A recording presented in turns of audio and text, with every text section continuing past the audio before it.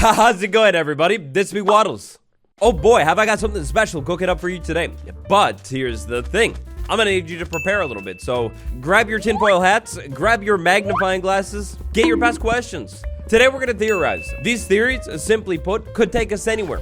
Maybe to Obama's last name, maybe to the location of that one gangster guy, where he's buried, or maybe even to the theme of 1.20. A couple days ago, this year's Minecraft live trailer dropped, and it's interesting, to say the least. Like, sub, and let's talk about it. This year's Minecraft live trailer is great. If you haven't checked it out yet, check out a Minecraft YouTube channel after this one, or don't, because we're gonna recap it here.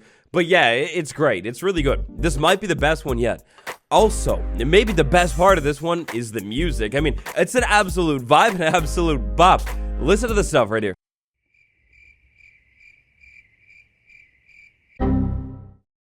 Oh, yeah, that's right. Funny thing, for legal reasons, I can't show you the music. Kind of always being watched over here, you know how it is. So, yeah, hope you forgive me. I guess it would make sense to start off with a quick summary. You know, like sum it up for you so you know how I interpret it. Maybe so you know how it goes. Yeah, you know, everything like that. So, the story of the trailer follows three main characters. Raphael, Michael, and Telefono. They are three Minecraft 1.19 frogs. So basically, they're journeying through the lands, listening to music, collecting everybody, leading them to the train of Minecraft Live. While they're leading all their friends, enemies, distant cousins over to this train, they're going through some interesting scenes. These scenes might reveal a little bit, or they might reveal nothing at all. You never know. We break it down in chronological order because I feel like that makes sense. So, boom. 5 seconds in, we need to pause already. That's right. So let me tell you a little bit how a baby is made. When one frog sees another frog and those frogs fall deeply, madly in love, they will look at each other, romantically if I do say so, and then eventually, a baby will come out. When baby comes out, it'll be inside of the water. I'm no fool. I do realize that the intro shot is probably just maybe a convenient setup for the tadpole. I mean, after all, having the tadpole fly through the end dimension, maybe not the most logical thing, but I can't help it. The second I saw all this water action going on, my mind instantly went to Update Aquatic 2.0. A second water update, is it a possibility? Absolutely not. Unfortunately, I will probably say that there's no chance that that could happen. It's just a convenient setup. But, then again, think about it. How much potential is there inside of the oceans, the rivers, all of the water in your world? I know they just updated them like 5 years ago, then kind of updated them again last year in 1.18 with rivers getting deeper, wider, you know, all that kind of stuff. But, conveniently, with these rivers deeper and wider, it could be a cool update. Keep in mind that everything we're talking about today is just for fun. So anyways, going back to the trailer, moving on a little bit, we get our three main characters center shot right there, walking through the ocean, and then boom, the savannah. But hold on, rewind. This frog right here, I mean, look, is it just me, or does this thing look a little blue? Okay, look, I get it, it's totally just the camera, the render, everything like that. They're not hinting at another frog, but before making this video, I asked Instagram gang for any secrets that they spotted inside of the trailer, and at least 5 of you said that one, so be careful. If you're ripping me up for that one, you're not actually ripping me up. You're ripping up some random person you don't even know. Come on. Okay, look, to be honest, I'm making this video, it's fun and all, right?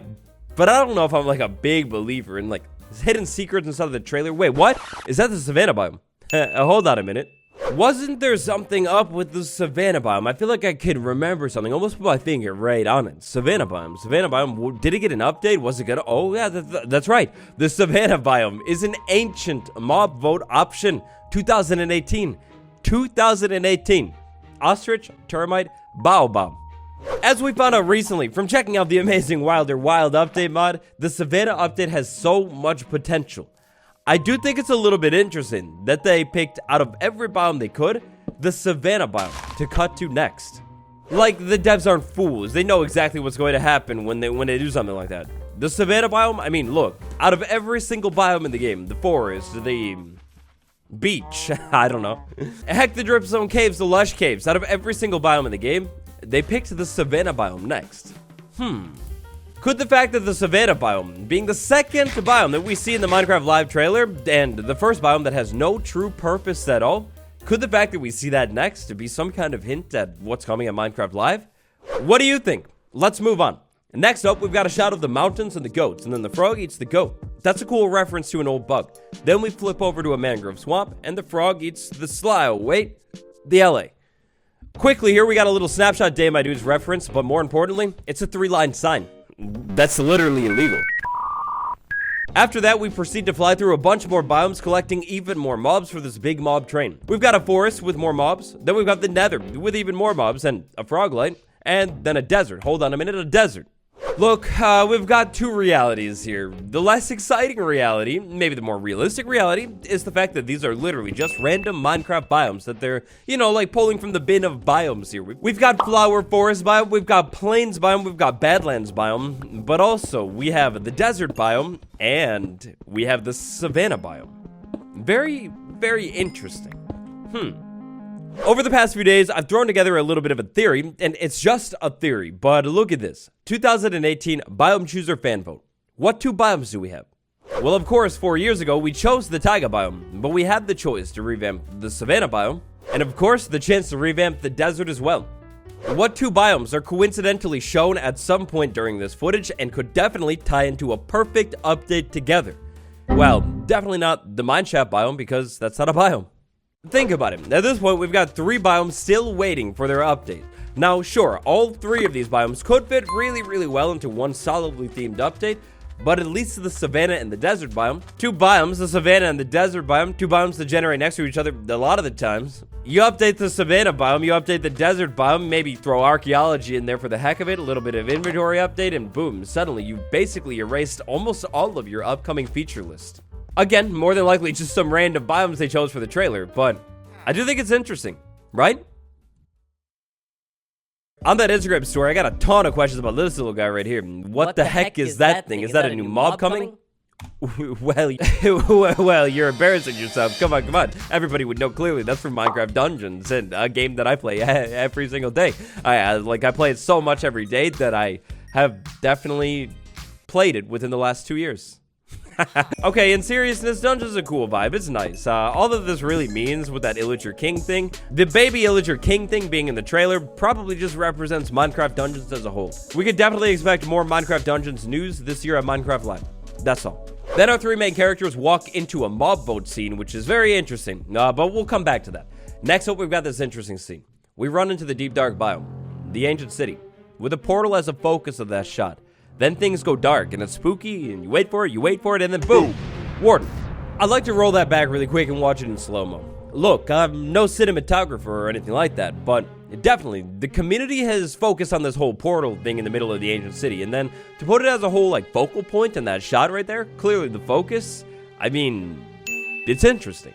So look, this is tricky, but sincerely, just for the sake of not even anything other than the community and of course the developers of the game, everything like that, I would hope that the developers have learned from the mistakes of 2018, or excuse me. I hope the devs, the promotion team, have learned from the mistakes of everything that has happened since the announcement of the Wild update. The devs have obviously heard the community at this point theorizing about this thing in the middle of the city being a giant portal. Now, theories are fun and all until they kind of get out of control. If you think back to the Wild update with the whole Birch Forest update, clearly the devs knew that the Birch Forest update was never going to be a thing in the Wild update, but they just said nothing for the longest time. I think it could potentially, genuinely be really, really harmful for the game and the community if the devs continue to hype up this thing as some kind of portal, put a lot of focus on it, and then it literally does nothing. I mean, by focusing on it in such a big shot, they had to know things like this were coming, right? Like theory videos on it. And the theories are fun and all until they get out of control and get big. If this thing isn't going to be a portal and it's really literally just for lore and things like that, yeah, that's gonna disappoint a lot of people. It would probably be smart to just say something about it. I mean, I know the devs like to leave the whole theorizing thing up to the community, but I do feel like at a certain point, once you tease something so much, it could potentially get a little bit dangerous and cause a lot of disappointment. I don't know. Let's move on. Probably nothing, but back when they were flashing a lot of different biomes, look at this one that they flashed really quick.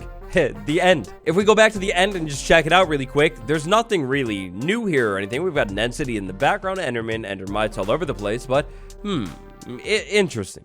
Moving ahead, going back to normal speed to conclude up the trailer, we've got a little shot of Minecraft Legends. Definitely gonna get some more information on that. Pretty excited about it. And then that's basically it. Our three main characters eventually lead all of the mobs over to Alex, and Alex is shocked, and then all of a sudden, mob train to Minecraft Live. It's in the background right there, you see? Oh, it's fun. It's cool. The mobs look at it, and then they start vibing. The vibing was intense in this one. It's like they're listening to Mac Miller, Yeezus, or something. I don't know. It was pretty crazy. As usual, alongside this announcement trailer, we also got a little blog post. Now, looking through the blog post, we don't really get anything else, like additional or new or anything, at least other than the mob vote. This year, it's different. Instead of being able to rig the mob vote on Twitter, this year that's going to be impossible, because the mob vote takes place somewhere else. This year, the vote will happen in-game on Bedrock Edition, inside of the launcher, and on Minecraft.net. Now, this is one we kind of already predicted, based off of some leaks and what happened at Minecraft Live August, but it's interesting. Even more interesting, perhaps, is the fact that the mob vote is actually open the day before. So the mob vote begins on October 14th, that's going to be a Friday, and then the actual show is on October 15th, that's a Saturday. Oh, and I keep saying it, but also there's the fact that it is 100% confirmed that it's another mob vote, not like a biome vote or a vote on like anything else. They just use the mob vote formula again. I mean, cool, I guess. Personally, I think it would be pretty cool to see them maybe have a vote on something else, maybe like a different unique type of gear added to the game one day, like kind of like the turtle shell helmet or, you know, something like that, or, you know, just literally anything else other than a mob again. But I mean, fair enough. That's cool. And so with that, that is maybe the best Minecraft Live trailer ever, broken down frame by frame, scene by scene. What do you think about what we took a look at today and talked about? Do you think I'm missing something big? If yes, definitely tell me about it down below. Leave a like for more. Thank you all for watching, you're great, and I'll see you tomorrow with a brand new series. Goodbye, everyone.